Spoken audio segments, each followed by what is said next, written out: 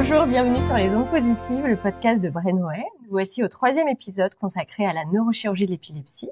Aujourd'hui, nous allons traiter de la prise en charge des patients durant le parcours pré-chirurgical et post-chirurgical avec Mélissa Zeny, IPA dans le service d'épileptomologie, rythmologie cérébrale et neurochirurgie au CHU de la Timone à Marseille. C'est long quand même comme titre, hein? C'est vrai. Bonjour Mélissa, merci de nous accueillir dans ces locaux. Bonjour Roselle. Et pour commencer, c'est quoi une IPA?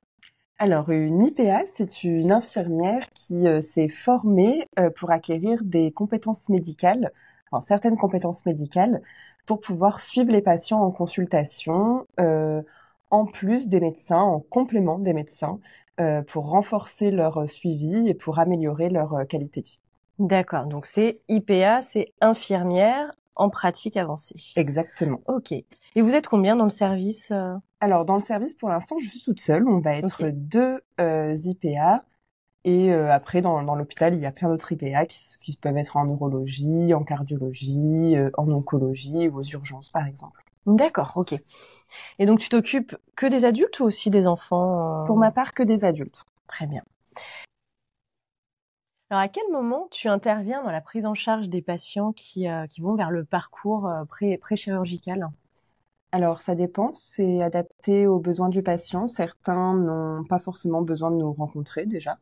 Ils ont une très bonne alliance avec leur médecin et ils ont confiance en les soins. Ils n'ont pas forcément envie de s'impliquer plus dans ces soins-là. Et d'autres s'interrogent un peu plus sur qu'est-ce que c'est la pharmacorésistance, pourquoi on leur propose une chirurgie maintenant, quelles sont les étapes avant cette chirurgie, pourquoi il y a beaucoup d'examens à faire pendant une période qui est quand même assez longue et assez stressante. Donc souvent, ils ont besoin qu'on leur donne un petit peu du sens dans ce parcours, qu'on les accompagne pendant ce parcours et qu'on leur explique de manière personnalisée qu'est-ce qui est attendu dans l'exploration de leur épilepsie et est-ce qu'éventuellement une chirurgie est envisageable chez eux et comment ça va se dérouler aussi le retour à domicile. C'est une question qui revient énormément. Donc c'est vraiment du cas par cas et c'est pas systématique que tu interviennes en fait auprès des patients en chirurgie. Ok, d'accord. Et c'est vrai, comme tu disais, le parcours est très long au niveau des examens. Donc comment tu vas faire des rendez-vous pour leur expliquer, par exemple, les examens à chaque étape? Alors souvent, ils sont sur liste d'attente, les patients, parce qu'on peut pas tous les hospitaliser en même temps, malheureusement. Du coup, moi, l'avantage, c'est que ça me permet d'avoir un listing des personnes qui sont concernées par ce type de parcours. Et du coup, on peut leur proposer des groupes de parole qu'on appelle des groupes d'éducation thérapeutique que nous, on a renommé échanges thérapeutiques partagés parce qu'on trouve qu'il n'y a pas besoin d'éduquer des patients adultes qui ont vécu avec une maladie depuis de longues années. Pardon. Et du coup, on leur propose des groupes de parole pour échanger à l'approche d'une chirurgie ou à l'approche d'une stéréoélectroencéphalographie. On fait intervenir surtout un patient témoin qui est déjà passé par là, qui a émis le souhait de vouloir partager son expérience et qui souvent est très très attendu par les patients pour pouvoir parler de ce savoir expérientiel que seuls eux peuvent partager et où nous, du coup, on est là aussi pour aider les témoignages. Parfois, les patients se sentent en difficulté et ne se souviennent pas exactement de toutes les étapes. Donc nous, on va pouvoir les aider à redéfinir un petit peu dans quel ordre ça s'est passé, pourquoi ça s'est passé comme ça pour eux et pas forcément pour les prochains. Et on essaye de les mettre en lien. Et c'est vrai que ça réduit beaucoup l'anxiété en préopératoire. Ils se sentent énormément soutenus entre eux et avec le patient témoin. Vous voyez qu'il y a du résultat par rapport avant. Et ça date de quand alors cette éducation? Non, alors c'est... Alors nous, on l'a appelé échange thérapeutique partagé. Super. Ok. Et il existe depuis quand ce programme du coup dans le parcours pré-chirurgical? Alors il est plus systématique depuis 2 ans environ. D'accord. Avant, c'était un petit peu du cas par cas. On n'organisait pas forcément des groupes, on voyait plutôt les patients en individuel. Là, c'est en collectif maintenant. Maintenant, c'est en collectif, on le propose à tous les patients et après ceux qui le veulent, tant mieux. Ceux qui le veulent pas, il y a pas de souci. Et puis certains préfèrent l'individuel. Ils n'ont pas forcément envie d'avoir un témoignage, ils préfèrent avoir une longue consultation plutôt pour reprendre tout ce qui a déjà été dit. Oui, parce que ça peut être anxiogène aussi des fois d'avoir plusieurs patients en même temps pour eux, donc vraiment du cas par cas. Et ensuite, une fois qu'ils sont opérés, c'est possible en tant qu'IPA d'aller les voir, de les prendre en charge pendant leur hospitalisation. Il y en a qui sont demandeurs de ça? Oui. Oui, il y en a qui veulent justement avoir un suivi en post-opératoire un peu plus rapproché parce qu'ils peuvent se sentir un petit peu abandonnés. Ils ont énormément d'examens et d'hospitalisations avant. Et c'est vrai que la transition est un peu rude pour certains. Pour d'autres, pas du tout. Hein. Pour d'autres, c'est une renaissance. Ouais. Ils se reposent, ils ont plus de crise et tout va bien. Mais pour certains, ne plus avoir de crise, ça peut être perturbant. Ils peuvent avoir plein de questions sur l'aspect pratique, sur l'aspect professionnel. Donc c'est vrai que nous, maintenant, on aime bien penser le parcours comme un parcours péri-opératoire, dire qu'il y a beaucoup de choses à faire avant, mais aussi après pour ceux qui le souhaitent. Et notamment les IPA, je pense qu'on a toute notre place sur la gestion des effets secondaires des médicaments après l'opération, les orientations vers les psychologues, vers les assistants sociaux, et puis aussi juste sur échanger sur le vécu de la maladie, le vécu de l'opération, et de comment on se projette sur l'avenir sans l'épilepsie. Oui, parce que c'est vraiment une nouvelle vie, donc il faut apprendre à vivre sans épilepsie quand la guérison arrive, quand ils sont libres de crise. Et c'est un peu, vous avez un peu le rôle justement de social, enfin vraiment très très important, et donc ça les rassure. Comment préparez-vous les patients et les aidants dans leur nouvelle vie, parce qu'on passe d'une vie, des années avec traitement, avec des crises à répétition. Et après cette chirurgie, pour la majorité, ils sont libres de crise. Donc c'est vraiment une nouvelle vie. Comment vous arrivez à les emmener en fait vers cette nouvelle vie, surtout après avoir eu des mois et des mois d'examen. Tout d'un coup, il y a plus rien. Là, le chemin s'ouvre. Donc comment ça se passe? Pour l'après-chirurgie, oui, du coup, on conseille aux patients et aux aidants de penser à des attentes pratiques, de penser à quelle va être la différence dans leur vie de ne plus avoir de crise. Peut-être qu'ils vont pouvoir reprendre un sport, reprendre la conduite, reprendre une vie professionnelle. Parce que pour certains, souvent, avant la chirurgie, on atteint la limite où ils finissent par être en arrêt de travail. Donc, ça va être de repenser un petit peu la vie professionnelle. Mais après, surtout, ce qui marche énormément, c'est les patients témoins. Parce que souvent, avant la chirurgie, les patients sont très, très réfractaires et même les aidants à l'après-chirurgie, ils ont beaucoup de mal à se projeter. Peur, oui. Et en fait, de discuter avec quelqu'un qui a 2 ans ou 3 ans de la chirurgie, qui, du coup, a un vécu qui est complètement différent, ça les aide vraiment à aborder ça aide à ça. Se projeter, c'est ça. Complètement. Il faut vraiment se focaliser sur des projets pour cette nouvelle vie.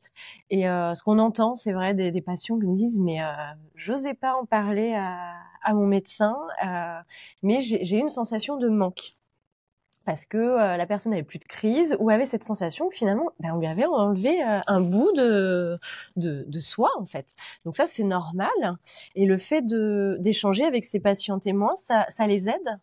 Alors je pense que ça les aide parce que je pense qu'il faut leur dire qu'ils ont le droit d'avoir n'importe quel vécu après l'opération, que ça leur appartient, que c'était une maladie avec laquelle ils ont appris à se construire. Donc en effet, c'est assez rapide, la chirurgie. Donc du jour au lendemain, on peut pas apprendre à se construire sans cette maladie chronique. Donc je pense qu'il faut entendre aussi ce que nous disent les patients, valider un petit peu leur ressenti, et puis les faire discuter entre eux. Ça va vraiment leur permettre de se rendre compte qu'ils sont pas seuls à vivre ça, que même si on n'arrive pas forcément à mettre un mot dessus, qu'avec le temps, visiblement, on réapprend à vivre autrement. Parfois, il faut aller voir un psychothérapeute pour certains parce qu'ils ont besoin d'en parler un peu plus, voire d'aborder certains traitements parce qu'il y a eu des incidents psychologiques peut-être qui ont été entremêlés.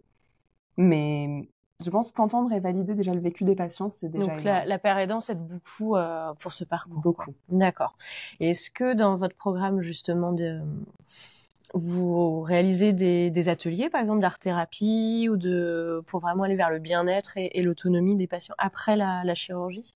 Alors, on en a réalisé. Il y a certains patients qui, en effet, ont été opérés, qui ont participé à des sessions d'art-thérapie ou d'activité physique adaptée, on va dire.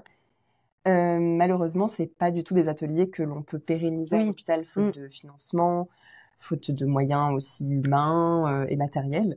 Donc c'est vrai que là, on essaye de s'orienter un petit peu vers les associations pour essayer de leur dire, on peut peut-être vous aider à créer ce genre de séance avec plein de personnes épileptiques qui auraient été opérées ou non, qui ont besoin en fait de juste faire une activité ensemble. C'est ça, et puis créer du lien et créer des projets.